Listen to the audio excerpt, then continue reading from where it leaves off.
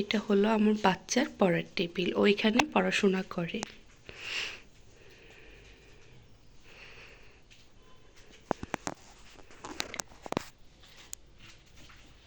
এখানে আমি পুরনো বইয়ের কাগজ দিয়ে এখানে আমি DIY করেছি। এটা হলো একটা শহরের দৃশ্য।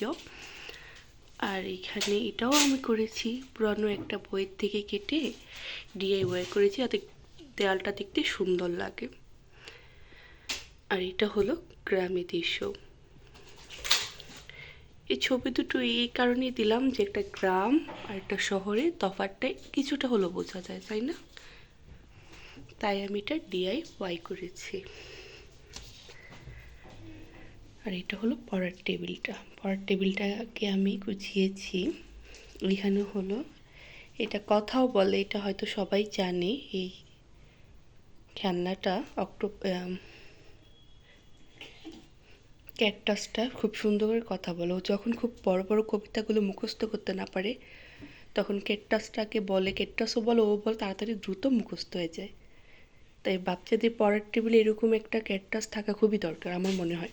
খুবই পড়াশোনা করার জন্য খুব হেল্পফুল একটা জিনিস। আর্টিফিশিয়াল একটা গাছ রেখেছি। আর এই ফ্যানটা সম্ভবত গরমের দিনে ও স্কুলে নিয়ে যায়। আর এটা আমি এভাবেই রেখেছি এটা। আর এটার মধ্যে পেন্সিল টেন্সিল যা যা লাগে ওর রং টং রেখে দেয়। আর এখানে আমি একটা কাগজ মানে একটা পেপারই রেখে দিয়েছি যাতে নষ্ট না হয়। এটা পার্টেক্সের টেবিল তো তার জন্য এরকম করে আমি এটা রেখেছি চেয়ারটা। আর ওর ব্যাগটা আমি এক সাইডে রেখে দিই, ওর স্কুল ব্যাগটা। ও ক্লাস 3-তে পড়ে। আর এখানে আমি ওর বই খাতা সব কিছু গুছিয়ে রেখে দিয়েছি। এখন কিছুটা এলোমেলো আছে, বাট সব কিছু গুছিয়ে রাখবো আমি। আপনারা যদি চান সেই ভিডিওটা আমি শেয়ার করে দেবো। এটা ছোট্ট একটা পড়ার টেবিল, খুব গুছানো গাছানোভাবে আমি রাখি যাতে ও পড়তে মনোযোগ কখনোই নষ্ট না হয়, সুন্দর করে ওর লেখাপড়াটা করতে পারে।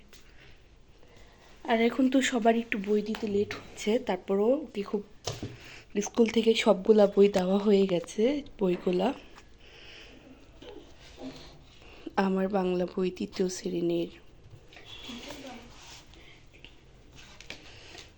প্রাথমিক গণিত 3য় শ্রেণীর, এগুলো মোটামুটি সবগুলা বই মাশাআল্লাহ দেওয়া হয়ে গেছে স্কুল থেকে। এই তো ছোট্ট একটা পড়ার টেবিল গুছানো।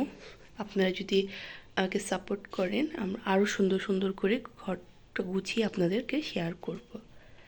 আজকে এই পর্যন্তই থাক, পড়ার টেবিলটা দেখিয়ে নিলাম। আরও DIY করব পড়ার টেবিলটা, তখন আপনাদের কাছে মাঝে ভিডিও ছাড়বো। ভিডিও যদি ভালো লাগে লাইক কমেন্ট শেয়ার করবেন। আসসালামু আলাইকুম।